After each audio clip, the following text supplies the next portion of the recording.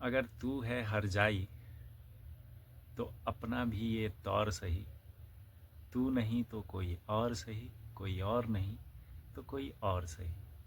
ये बशीर बद्र जी का शायरी है, मेरी कही हुई नहीं है। लेकिन मैं ये आपको बार बार इसलिए सुना रहा हूँ क्योंकि ये एक मोटिवेशन का काम करती है। मेरा टॉपिक जो रिसेंटली होता है, अभी जो मेरा टॉपिक चल रहा है वो ब्रेकअप को लेके चल रहा है। जैसा कि आप मेरे पिछले वीडियो में भी देख सकते हैं, मैं अभी अपनी एक सीरीज़ लेके चल रहा हूँ ब्रेकअप को। और जब इंसान का ब्रेकअप होता है तो इंसान बहुत कमज़ोर पड़ जाता है, टूट जाता है। उस सिचुएशन में अपने आप को स्ट्रॉन्ग कैसे बनाए, मेनली आज का टॉपिक हमारा ये है। मेरा मानना है कि इंसान का स्ट्रॉन्ग बनना ये नहीं होता कि इंसान रोए मत। रोना बंद कर देना ये स्ट्रॉन्ग बनने की निशानी नहीं है। स्ट्रॉन्ग बनने का मतलब ये है कि सिचुएशन को एक्सेप्ट कर ले आदमी कि हाँ दर्द है। जब हम उसको एक्सेप्ट करेंगे ना तो कहीं ना कहीं अपने अंदर उस दर्द से लड़ने की ताकत आएगी। सबसे बुरा फेज़ पता क्या होता है? सबसे बुरा फेज़ होता है कि इंसान ये सोचने लगता है, जिसके साथ भी ये चीज़ हुई रहती है, ब्रेकअप वाला सीन जिसके साथ भी हुआ रहता है, अगर आपके साथ भी हुआ होगा कभी, तो आपने ये महसूस किया होगा कि हम लोग लास्ट में ये सोचते हैं कि यार मेरी गलती, मुझसे ही ये गलती हो गई जिसकी वजह से ये रिलेशनशिप टूट गया। जबकि होता विपरीत है। बहुत बार ऐसा होता है कि हमारी गलती नहीं होती। सिचुएशन, समय ऐसा आ जाता है कि दोनों के बीच में मतभेद ज़्यादा हो जाता है, कॉन्फ्लिक्ट, एक दूसरे के विचार मिलना बंद हो जाता है। एक समय के बाद से बोरियत फील होने लगती है किसी भी रिलेशनशिप में। आपका मन नहीं लगेगा, उसका मन नहीं लगेगा, सामने वाले का। एक दूसरे को दोनों इग्नोर करते रहेंगे, करना शुरू कर देते हैं। तो जैसा मैंने आपको पहले भी बताया है कि जब लड़कियां ब्रेकअप करती हैं तो वो एक दिन में नहीं करती हैं।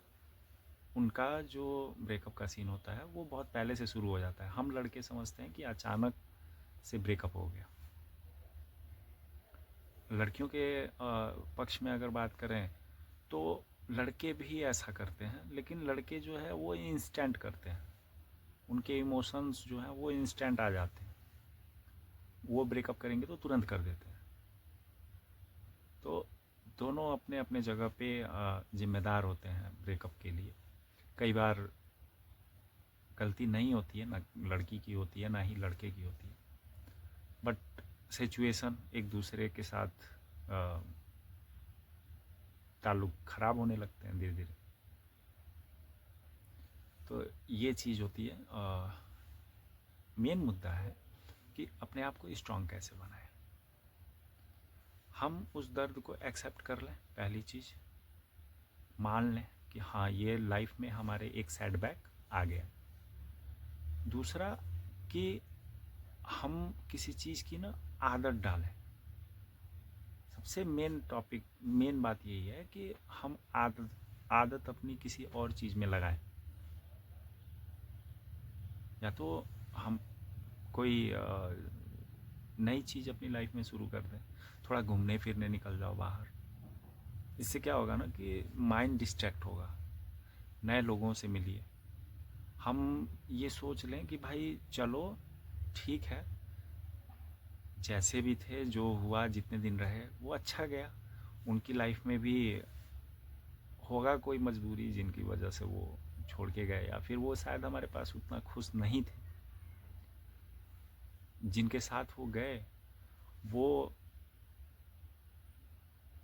मुझसे बेटर होंगे, ये मान लें हम लोग। तो उस चीज़ को एक्सेप्ट करिए। एक्सेप्ट करना चाहिए हमको, रिस्पेक्ट करना चाहिए। और दूसरी चीज़ कि कभी भी कोई रिलेशनशिप ऐसे मोड़ पे मत छोड़ो जहाँ से कभी मुलाकात हो तो वो आपको गलत नज़र से देखें, या फिर आपको शर्म आए उनके सामने जाने में।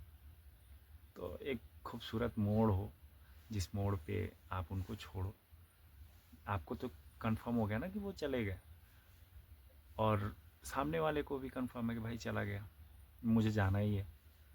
तो रिश्ते को ना ऐसे मोड़ पे छोड़ो, इतना खूबसूरत मोड़ देके कि कभी लाइफ में मिलें तो एक दूसरे से नज़र मिला पाए। तो ऐसा मत करिएगा आप लोग कभी कि इतना दरार हो जाए या फिर गाली गलौज हो जाए। अमूमन जो हो जाता है लास्ट में, इश्क मुकम्मल हुआ जब गाली गलौज हुआ, ये कहावत है हमारे गांव के एरिया में।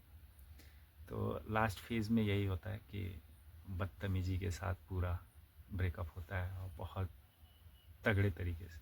ऐसा मत करो, ठीक है, रिस्पेक्ट करो कि लाइफ में मिलें तो फिर आपसे नज़र मिला के सामने रह पाए। और अपनी लाइफ में एक रूटीन, जैसा कि मैं पहले वीडियो से बोलते आ रहा हूँ कि स्ट्रांग बनो, अपने पीछे फैमिली को देखो, अपनी फैमिली का चेहरा देखो और लाइफ में आगे बढ़ो। दर्द है, फील होगा, कोई भी है, लड़का है या लड़की है, बहुत तकलीफ़ होगी अंदर, जलन होती है, घुटन होती है, क्योंकि जो चीज़ें हम सेम किए रहते हैं पास्ट में, वही सामने वाला किसी और के साथ करता है।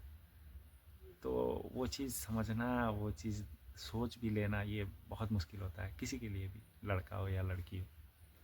तो मूव ऑन करिए धीरे धीरे। जब भी याद आए तो अपनी मदर का चेहरा देखिए, पिताजी का चेहरा देखिए, ये बहुत तेज़ रिकवर करेगा। मैं तो वही कर रहा हूँ, अपनी मम्मी का।